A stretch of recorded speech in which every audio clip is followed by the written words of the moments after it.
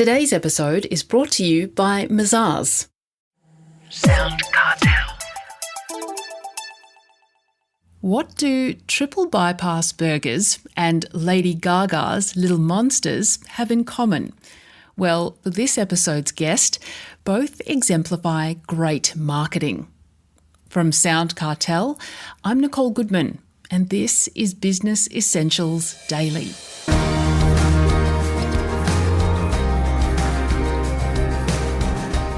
Forget what your customers need and focus on what they crave, insists Canadian entrepreneur Roy Osing.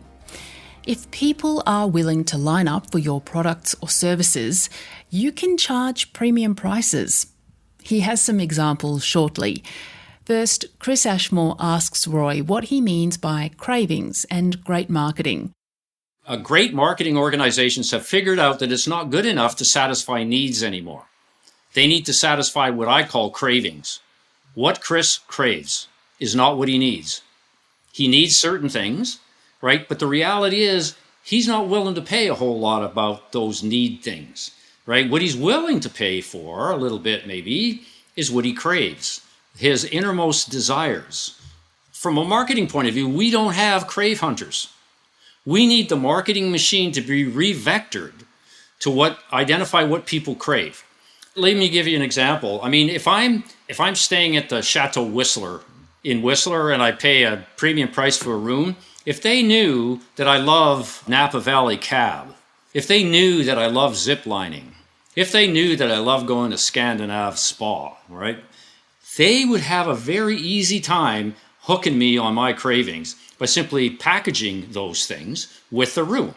Now they're trying to do that, but not enough. They don't know enough about what Roy craves or what you crave. Marketing needs to be reoriented around cravings, not needs.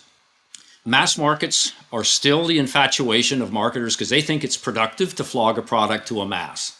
The rate of return, they say, is higher. Well, it's hogwash because what you're doing is you're spraying something at a market and you may hit a customer that identifies with what you're doing, but you miss a lot. And so I sort of think that we need to move to me markets. And that gets to like market segments of one in the final analysis. Figure out a way, and technology allows us to do this today, figure out a way to market to individuals with customized, personalized solutions, premium priced. If you can do that 1,000,000 times, then you're going to have some pretty decent, healthy margins in your business. I think personalization is starting. I think I'm seeing a little bit of it, not enough to say, wow, I can see a cluster here and it's really moving. I think sometimes there's too much talking about what personalization is and not enough doing about what it is. And it's so simple, but it does kind of go against the flow. How would you say a business should execute good marketing? Good marketing organizations have a context, and that context is the strategy of the overall organization. And so it takes its direction from that strategy. So it doesn't exist unto itself. Okay, so what I try to do is get really a close relationship between what marketing has to do and what the strategic game plan dictates it must do. And I call that line of sight. And one of the things that I did is for every organization that reported to me, we defined the direct line of sight for the new strategy to each of those organizations, not just marketing. Okay, good marketing is sales and service and everything. But for marketing, it's critical. It's absolutely critical that they need the same planning parameters as the organization as a whole. And one of the things that I think is really important is let's forget about the 5-year view. It doesn't exist. 5-year plans actually imply that the plan will work over 60 months. And that's insane. I mean, the world is changing far too quickly on us to actually believe we're going to have relative stability for 5 years. Plus, since we change it every year, the 4th and 5th years, they never show up. And so I think that we need to take a 24-month perspective on our plan. You see, that's consistent with being focused on execution. 5 years, I can always wait to the 4th year. Doesn't make me have a bias to execute today. But 24 months, if I have a 24-month plan of 30-day periods, I am really living in the moment. I'm living with execution, I'm living with learning from execution. I'm living with learning from execution and adjusting as I go. And for me, that's the algorithm that we need. And so marketing needs to look short. Now, I'm not saying you shouldn't be looking at where's technology going over the next 20 years. Okay, if you want to spend time on that, that's fine. But don't ever think you're constructively executing a game plan when you think 10 or 20 years down the pipe. I happen to believe more in eurekas than forecasted outcomes. I've never seen a forecasted outcome work, and I sure as hell don't think the iPod was ever forecasted.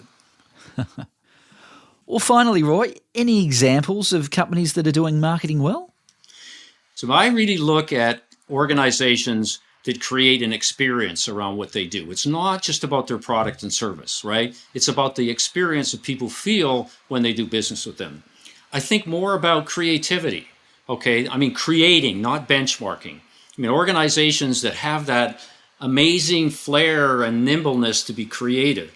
Customer focus is an obvious one, attention to me segments, and also beginning the change of moving from needs to cravings. And there's three that I'd just like to give you, and this will give you a sense as to how Roy thinks about this sort of thing. And this isn't in order of priority, but the first organization I will mention is called the Heart Attack Grill in Las Vegas. Now, the Heart Attack Grill is a restaurant organization, and it has an absolute outrageous value proposition, and its most famous product is a triple bypass burger. Now, you can imagine what this organization is all about. It's all about exploiting desire and cravings, literally. It's not so concerned about weight and health, okay? And I'm not saying that I line up with, how well they mirror, health. What I am saying is it's outrageous, and it's picked off a part of the market that nobody would dare touch. It's premium priced. The experience is unbelievable because all the servers are dressed like orderlies and nurses. Okay? And so you go in there, and fortunately, I'm not aware of anybody that's had a heart attack in the Heart Attack Grill. Now, if you talk to this guy and you read up on him, he didn't plan to do this. This was a notion, eureka. And he said, what if? What if we tried this? What's the worst that could happen? Well, we could get laughed out of Vegas, but who the hell hasn't been? Right? So anyways, Heart Attack Grill is my first one. The second one is somebody called Stephanie Joanne Angelina Germanata, Lady Gaga. She's a company. This woman has figured it out. She refers to her customers, her fan focus, little monsters.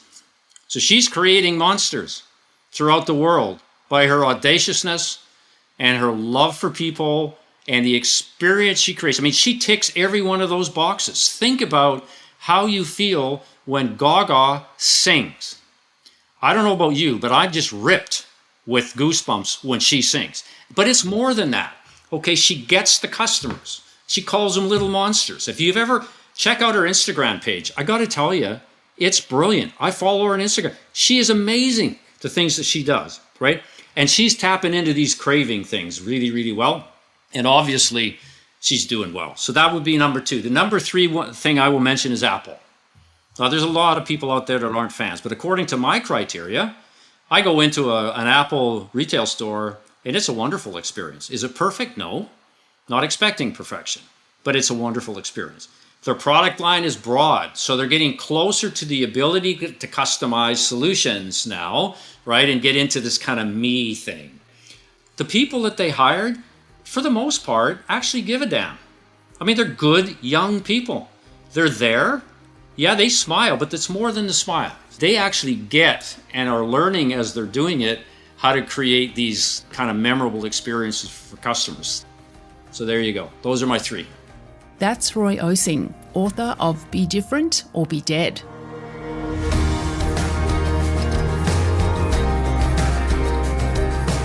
This episode of Business Essentials Daily is produced by the team at SoundCartel. Thanks for listening. I'm Nicole Goodman. We'll bring you more Be Daily tomorrow.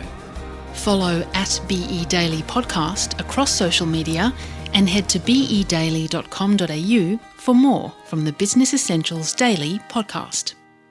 SoundCartel. This episode was brought to you by Mazars. To find out more, visit mazars.com.au. That's mazars.com.au.